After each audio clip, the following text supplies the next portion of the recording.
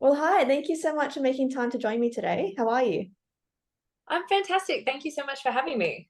Anytime, it's always such a pleasure. And it's such an exciting week for you because Sleeping with the Ghost Reimagined drops this Friday. How are you feeling? I'm really excited, and I'm a little bit nervous as well because it it's still obviously a song that we've released before, but it's an acoustic version, and we don't really do that as a band. And this is the start of an entire record that's going to be. There's a new acoustic song, there's a cover, and then there's also two more reimaginings. So I'm a little nervous how people are going to like it because they're so used to us doing like heavy and riff driven. So yeah, but I'm excited. Definitely. And I know what you mean about the change, but it sounds like people would be open to that change as well because it's good to have different meanings to a song that they're familiar with and that they've heard before from you guys. Yeah, I'm really hoping that that's the case because obviously the song itself is quite not a sad song, but it is quite a dark song. But and it's quite heavy subject matter. So I think when you hear it with the riffs and it's very high energy and people are like, oh my God, and it's very easy unless you really dig into the lyrics to overlook the original meaning. So with this, it's two acoustic guitars, my voice, and some harmonies. Also, one of my friends, Jasmine Crow, played some violin on the. So it's very stripped back, very raw, and more of a dark, kind of moody, haunting vibe. So it's going to be cool. I think it's going to be cool. Definitely. And it's interesting that you mentioned that people can sometimes overlook the lyrics or the meaning. So, what are some ways like an acoustic version can bring that original meaning back to the audience? I think first and foremost, and this is just for me at least. I think first and foremost is when you take away all of the elements, like in a rock song, you've got the drums, you've got the bass, you've got the electric guitar, you've got all the effects. Um, People kind of lose focus on the vocals and the lyrics because they're hearing so many different things at once. Like, oh, I love that. I They're focusing more on the sounds and the rhythms and the feeling. Whereas when you really strip it back and make it more acoustic, people are forced to listen to your lyrics because they can actually hear them. Because even in an electric song, I know with ours we mix the vocals down a little bit to sit better in the mix in some cases. So sometimes I know I can hear every single lyric, but that's because I wrote them, so I know what they are. So this just kind of really showcases, I think, and then adds a moodiness to it because when you're playing acoustic, you're not going to play the same chords. You're going to add different ones, or maybe make that major chord a minor, just little arrangement things. Definitely. And I'd love to hear more about what inspired this track and why you chose this song for an acoustic version. So this song, I originally wrote it in Los Angeles in 2019, and it was about 90 days after I became sober. And it was kind of originally I wrote it as like us about someone else, but then when I dug into the lyrics a bit more, I realized that I was really talking to myself, and it was my like newly sober self talking to my old self, and that I needed to kind of like sort my things out, otherwise like it was gonna be bad.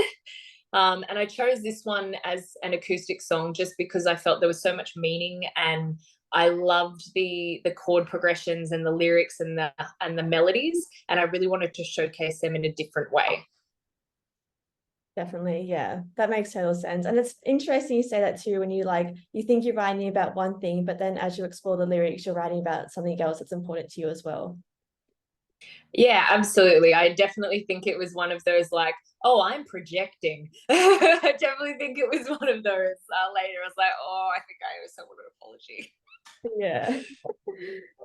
And given that stuff, do you think that's what's drawn you back to the acoustic? Because you mentioned on social media that you've been writing a lot more, so you've been playing a lot more acoustic guitar, and that's going to really reflect on the new EP that's coming out.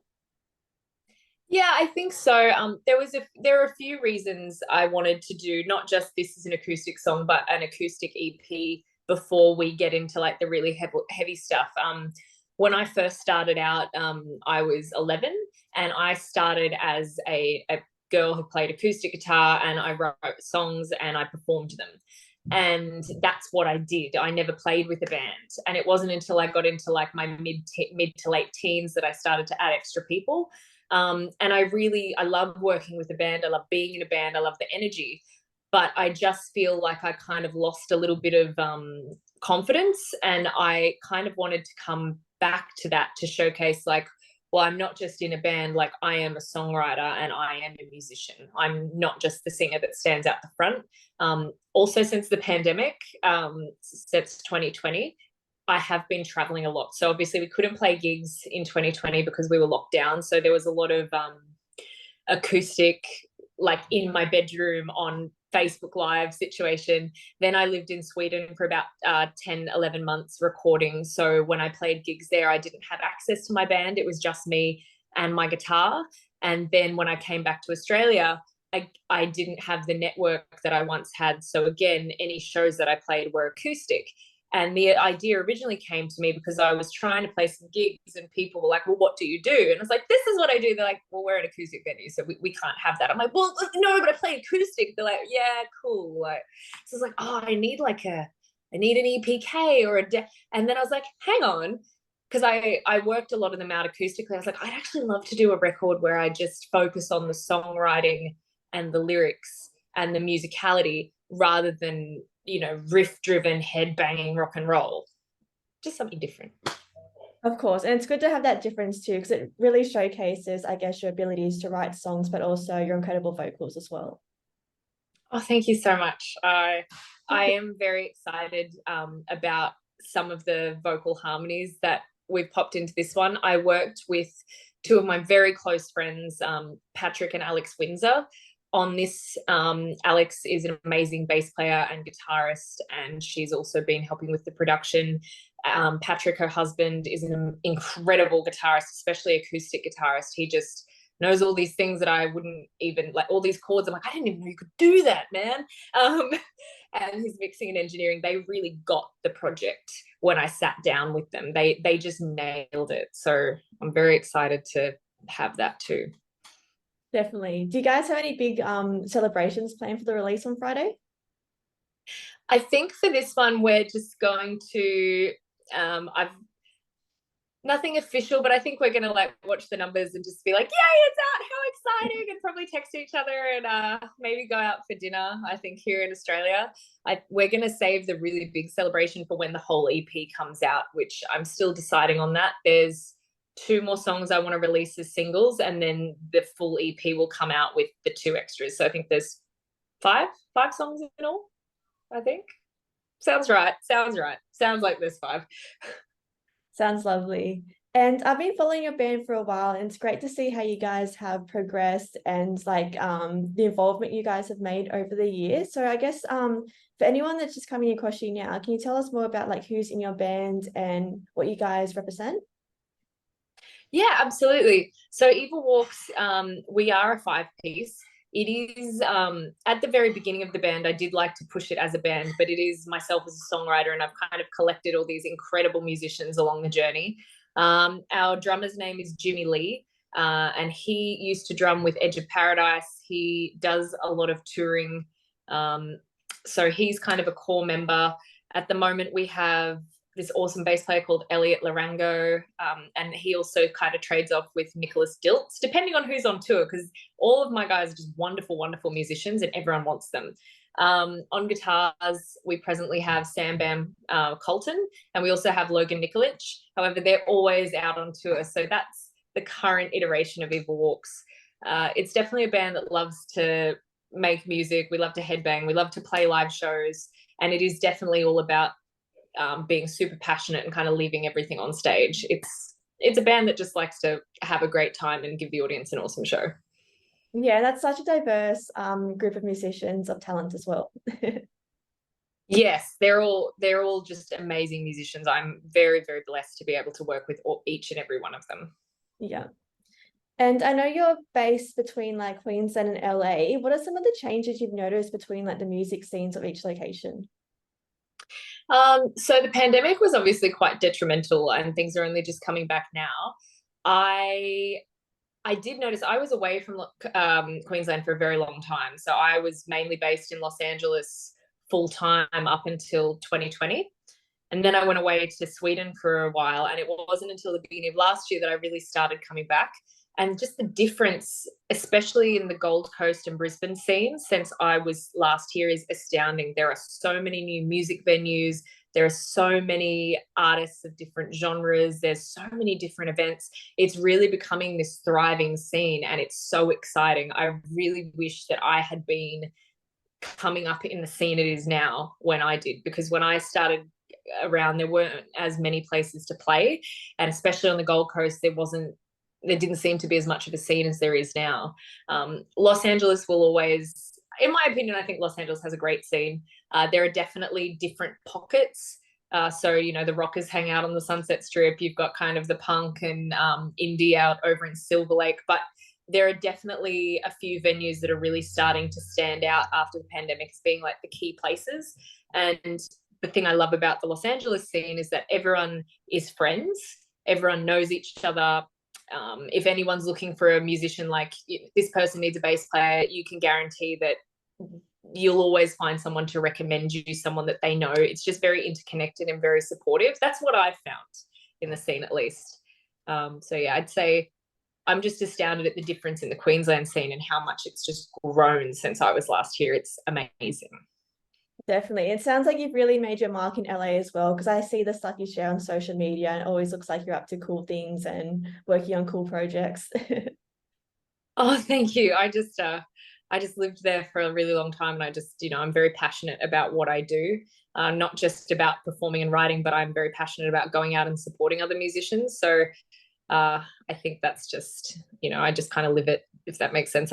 If I'm not on stage myself, I'm out trying to find someone else who is, so I can watch them. Yes. And do you have a rough estimate on when we can expect that upcoming EP? Well, everything's ready to go, music wise. It's all mixed and mastered. We all did it together. I would like to release 2 more songs before I get to the EP. Obviously, there's going to be a break after Christmas. I think the next single will come end of January, early February, and then the single after that will probably be in March. And then I'm thinking maybe April, May for the full EP. I think that will be, unless something changes, I think that will be a good time. That's exciting. And I know we've talked about that the acoustic will be a common theme throughout the EP, but do you have any other themes or inspirations that we can expect from this EP? So this EP, there are 3 reimaginings, because I did want to get some of our regular audience to listen to something completely different. So I was like, look, the songs that you already know, and I've redone them for you. So there are 3 reimaginings, just really stripped back, really bare. And then there is a brand new song that I wrote during the pandemic that didn't really fit anywhere. And then there's a kind of a spooky, quirky cover in there. So it is all acoustic. I have a friend called Jasmine Crow who was kind enough to come in, and she's laid down strings on 2 of the songs, and her violin work is just incredible. I just think people can expect this to be different from what we do, but still Evil Walks, and definitely something to look forward to in between this one and when I get the full electric album finished. Yeah, it sounds exciting. I'm so excited to hear that, especially with the violin and the spooky ones as well. I'm excited to hear what this cover is going to be too. Oh, thank you. I'm really obsessed with the cover. I wanted to release it first. I was like, no, I'm releasing Sleeping with Ghosts first, because it's also the 1-year anniversary of the original release of that song. So I was like, no, it makes more sense to. But yeah, it's look, I'll just tell you now, it's a cover of Pet Sematary by the Ramones. Oh, nice. Okay, that's great. I know, I'm very excited. Patrick, the producer I worked with, when we were figuring out the key of the song, we figured it out, and he's like, you know what would make this better? I'm like, I'm not sure what. And he's like, a baritone guitar. I was like, oh. So we've used a baritone guitar, we've used strings again. It's very like, it's sad girl Pet Sematary though, because you know the Ramones one is like, this one is very like, oh. So it's I'm excited. It's gonna be fun. Yes, I'm excited to hear your twist on it. I think that's going to be great. I'm very excited. So I'm not sure if that one will be the next single, or if it will be this, or if it will be or if the new song that nobody's heard will be the next single. I haven't decided yet, but yeah. I'm leaning towards the cover. Yes. And lastly, do you guys have any shows coming up, or how can people come out and support you guys and what you put out? So at the moment, because we're just coming into a holiday period, we aren't doing any shows. The best way to support us is honestly streaming our music on Spotify, Apple Music, Amazon, liking our stuff, sharing it with your friends, saving it to your playlists, because, you know, the algorithm. And then just following us on social media. We are going to be playing more shows starting next year. And I can't wait to get back into it. I think we're also going to do, and we will do a proper live EP launch too. So whenever that happens, there will be signs. Definitely. And hopefully I can come out, because I'd love to see your EP launch and see you guys live finally. Oh my gosh, I'd love to see you. That would be amazing. And Yeah. if you are able to come out, let me know, and we can organize something special for you. Sounds good. Thank you. And was there anything else you want to share about your band or about yourself or this release that we haven't covered yet? Just that I'm really, really excited. And I know that it's different from what people usually expect of Eva Walks, and I'm just very excited, because this was definitely like more me being an artist and being like, this is something I'd like to do as a passion project, rather than being like, yeah, let's, you know, worrying about streams or algorithms or anything. I'm just like, I just really want to do this. So I'm very excited, and I hope everyone loves it as much as myself and the team behind it enjoyed creating it. Definitely. And I think they will. Like, obviously I've listened to the acoustic version and it's something special, and I think everyone's gonna get on board and love it. Thank you. That means a lot. Cool. Well, thank you so much for your time, for joining me. Yeah, I look forward to hearing the upcoming music as well. Yeah, I really appreciate this. This has been wonderful. Thank you so much, Brooke. Anytime. All right, talk soon. Bye. All right. Bye.